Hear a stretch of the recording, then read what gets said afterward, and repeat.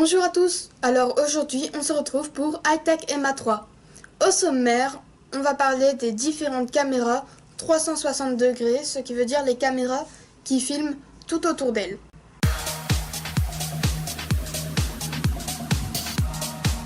La Kodak, c'est la moins chère des 5 caméras que je vais vous présenter, qui reste quand même à un prix pas donné, mais bon, c'est quand même 299 €.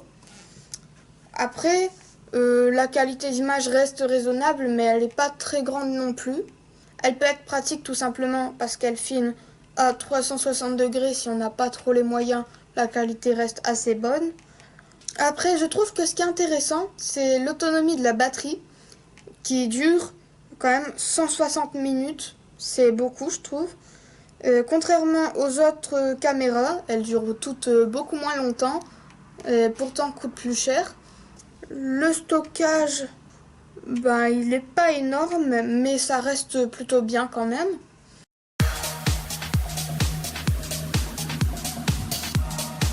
Parlons maintenant de la géoptique. Donc la résolution vidéo est un peu mieux que la Kodak. Le stockage est identique. Par contre, le poids est plus lourd. Donc ça dépend si on veut l'emporter vraiment très souvent ou pas, mais ça reste quand même plutôt léger. Donc comme ça reste très léger, c'est toujours pratique.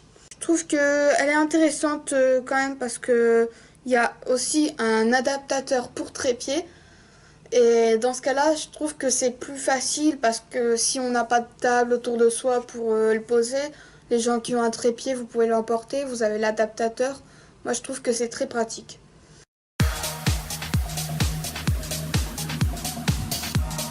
Samsung a une résolution vidéo supérieure aux deux autres caméras que nous venons de voir.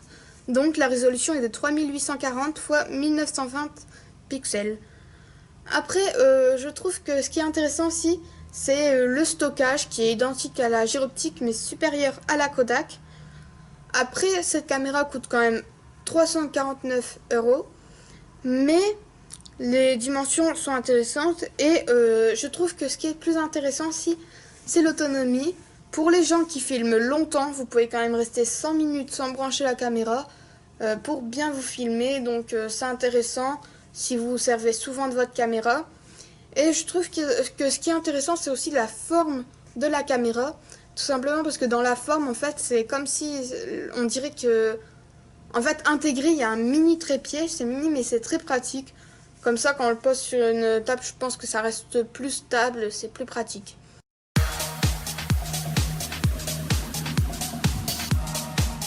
Alors, nous allons maintenant parler de la 360 Fly 4K.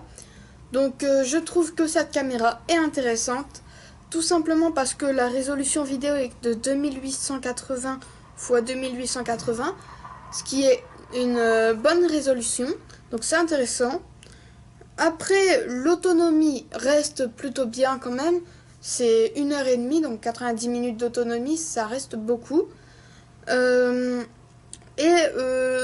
Le stockage est aussi plutôt pas mal, je trouve. Il est plutôt bon le stockage, donc c'est intéressant. Et sinon, je trouve qu'elle est facile à emporter parce que le poids est quand même léger. Par contre, l'inconvénient, je trouve qu'il y a un gros inconvénient, c'est quand même le prix qui est de 599 €. On peut pas mettre ce prix-là forcément, donc dans ce cas-là, c'est vraiment dommage.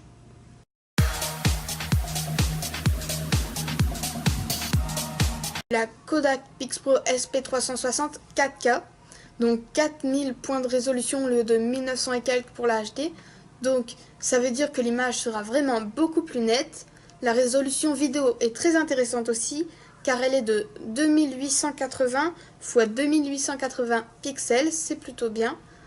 Je trouve que ce qui est intéressant, c'est surtout l'autonomie parce que on peut rester 100 minutes en filmant la vidéo sans avoir besoin de brancher la caméra pour la charger. 100 minutes, c'est quand même pas mal.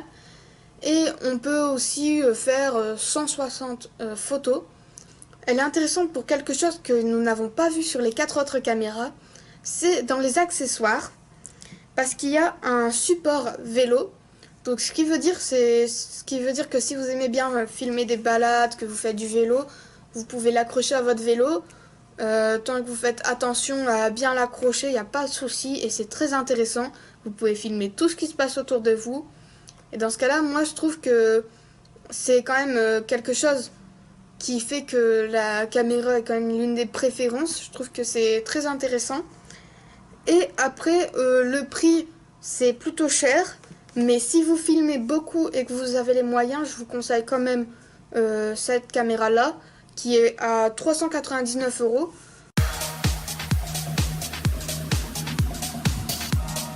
Alors maintenant, vous en savez plus sur les caméras 360 degrés du moment.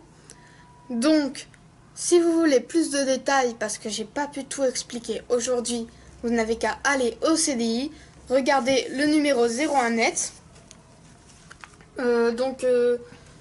Bon, ce magazine, c'est celui du 2 au 15 novembre 2016. Je dis pour les gens qui s'intéressent vraiment aux caméras. Alors, au revoir et à bientôt pour un prochain numéro d'Hightech Emma. Salut!